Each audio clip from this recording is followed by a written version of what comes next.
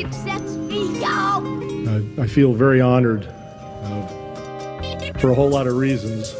Greg Popovich vient de recevoir le titre de Coach of the Year, rejoignant ainsi Pat Riley et Don Nelson dans le club très fermé des entraîneurs l'ayant reçu 3 fois.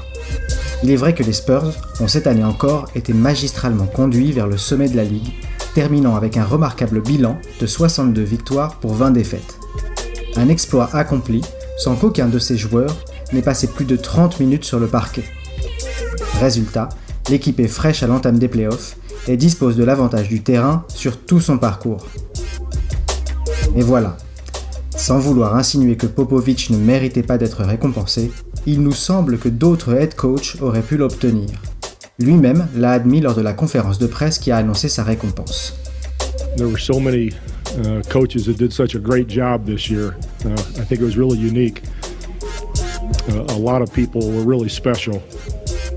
D'ailleurs, on pourrait affirmer sans trop exagérer que le coach des Spurs le mérite chaque année et que les seules récompenses à la hauteur de son génie sont le trophée Larry O'Brien et sa future nomination au Hall of Fame.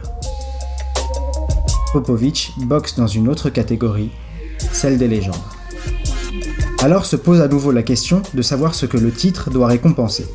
Pour notre part, le mérite des entraîneurs qui ont réellement opéré des transformations dans leur franchise. Ceux qui font d'équipes de bas de tableau des cadors de leur conférence.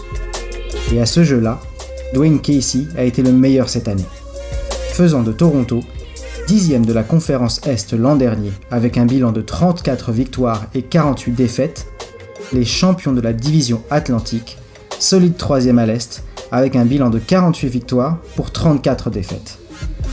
Sous sa direction, les Raptors réalisent la meilleure saison de leur histoire et chacun des starters sa meilleure saison en carrière. 14e attaque et 22e défense l'an dernier, Toronto fait désormais partie du top 10 de la ligue dans les deux catégories. Mais ni Casey ni les Raptors ne bénéficient de la hype qui a par exemple entouré les Suns cette année. Aujourd'hui, les jeunes Raptors de Dwayne Casey sont en play-off et ils tiennent tête aux très aguerris Brooklyn Nets dans un premier tour qui promet d'être très disputé.